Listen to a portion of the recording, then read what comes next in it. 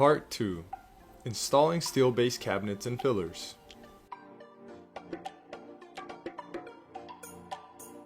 The instructions in this demonstration are basic guides and are not intended to cover all situations that may arise in the installation process.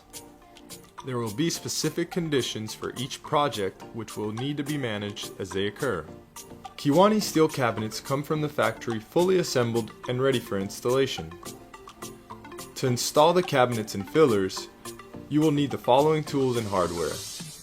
We recommend a drill for drilling pilot holes, an impact gun for driving screws, a carpenter's level, a laser level, a Kewaunee leveling tool, a minimum of 2 welder's clamps, and proper safety equipment. You will also need a quantity of 1/2 inch and 1 1/4 inch self-tapping screws. These attachment screws are not included with the cabinets. The installation manual, which can be downloaded from Kewaunee.com, should be read carefully before beginning the installation. Compare the drawings and the packing list before beginning your installation. A lot of time and effort can be saved if all items are separated as they are unpacked and taken to their respective place of installation. To help separate the units required to install a full elevation, each item is identified with a label showing the order number, part number, product line number, and room/elevation number if it was provided with the order. When units that form a full elevation are close to their respective final location, arrange the units according to how they are shown on the drawings. The critical next step is ensuring the cabinets are level to the building. In order to accomplish this, you will need to locate the highest point on the floor. This is done by using a laser level to establish a reference point along the wall. By measuring the distance from the floor to that line, along the elevation, the high and low points of the floor are established. Once the high point is determined, take this measurement to the starting location on the elevation to define the height of the first unit. All units must be at the same height. Finding the high point allows you to correct unevenness in the floor, which in turn gives you a leveling height of the full elevation. The line can be marked with a laser level or a standard level. After leveling the cabinets, the next step will be installing filler panels, if there are any on the end of the cabinet runs. If the end of a cabinet run is exposed, filler panels must be installed prior to installing your first cabinet.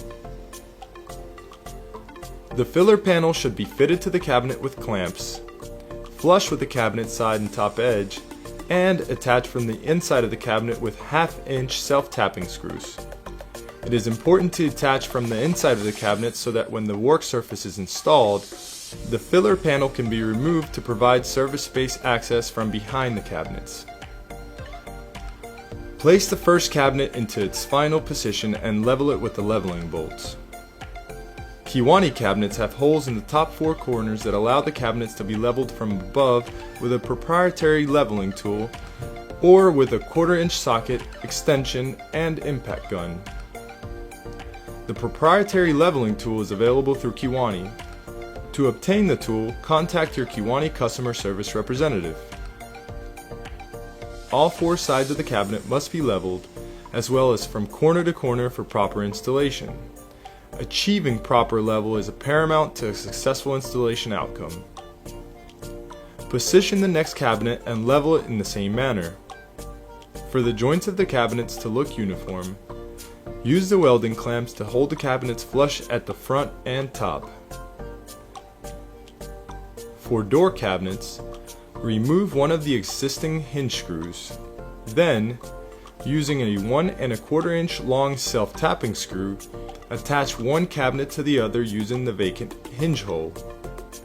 On the back of the unit, use 1/2 inch long self-tapping screws, making sure these are hidden from eyesight, typically in the upper rear cabinet side. If the cabinet has no hinges, remove the drawers and note the order in which they were removed. This is critical as they must be replaced in the original slot to maintain factory adjustment. Make the attachment using 1/2-inch long self-tapping screws placed directly behind the vertical front rail, making sure they are not visible. Repeat the above process until all cabinets in the elevation are installed, being sure to check the fronts and the tops of the cabinets so they are flush, plumb, and leveled properly. Lastly, each cabinet should be checked to make sure all leveling bolts are touching the floor. It is important to keep in mind that if the structure of the site where the installation is being done is not completely cured or settled, this can cause the cabinets to lose their leveling and doors and drawers to lose adjustment. If doors and drawers seem out of alignment, usually this is caused by the cabinets being incorrectly leveled or the site being settled.